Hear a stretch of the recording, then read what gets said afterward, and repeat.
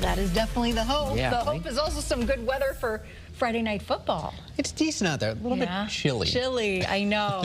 It's still a shock to the system. You know, that's how it goes sometimes when we have those like really warm stretches, then all of a sudden it just gets cold and stays cold. A little adjustment period would have been nice. There's more chilly weather on the way. Work on that, Mike. Work on that. Come on, Mike. Yeah, right? What are you going to do? There's certainly more chilly weather on the way as the night goes on. Our game of the week is Tolland at Bloomfield. Temperatures, again, falling into the 30s by the time the games are getting closer to ending.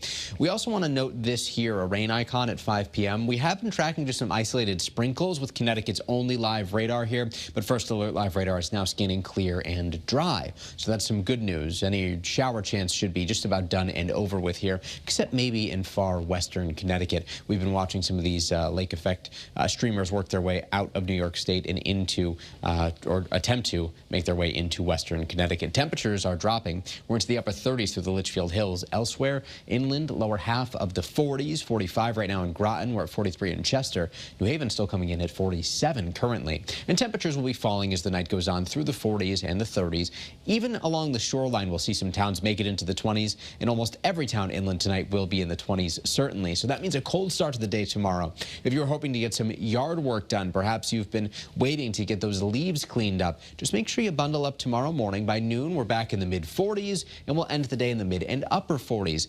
Here's the key to tomorrow, a calmer wind, so temperatures will actually feel more true to themselves. We will see clouds build throughout the day. This is 4 o'clock shown here on First Alert Futurecast, and by 8 o'clock, we start to track some showers, maybe even some downpours, and these will continue through the late evening hours and overnight. But by 2 or 3 in the morning on Sunday, we're drying out. And by 7 o'clock Sunday morning, things are looking much better.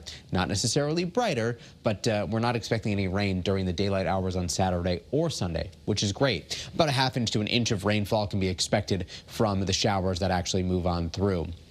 As we mentioned earlier, tomorrow is the pick of the day for raking, and the reason for that is because behind this system, we will see the wind pick back up. So while tomorrow is dry with a calmer wind on Sunday, well, things get windy. Gusts up to and over 30 miles per hour. Look at these wind gusts ramping up at 11 o'clock in the morning on Sunday and then peaking by Sunday afternoon. So we expect that wind to continue from Sunday into Monday. Temperatures will also briefly peak in the 50s on Sunday. We expect that to happen early in the day. We're talking around lunchtime. By Sunday evening, we're certainly down into the 40s, feeling chillier thanks to the wind. Highs in the mid-40s on Monday, a slight recovery Tuesday and into Wednesday and Thursday. Some nights next week will be into the 20s, so get ready for more cold air. Some showers will be possible as we approach the end of next week, but we'll be trending a bit milder too. Near 50 at the shoreline tomorrow, 55 on Sunday, but it's brief. Back into the 40s on Monday and Tuesday. Lower 50s expected for Wednesday and Thursday, and again, maybe some showers by the end of next week. A little bit more on how things are looking longer term. That's coming up in just a moment. Okay, Mike, we will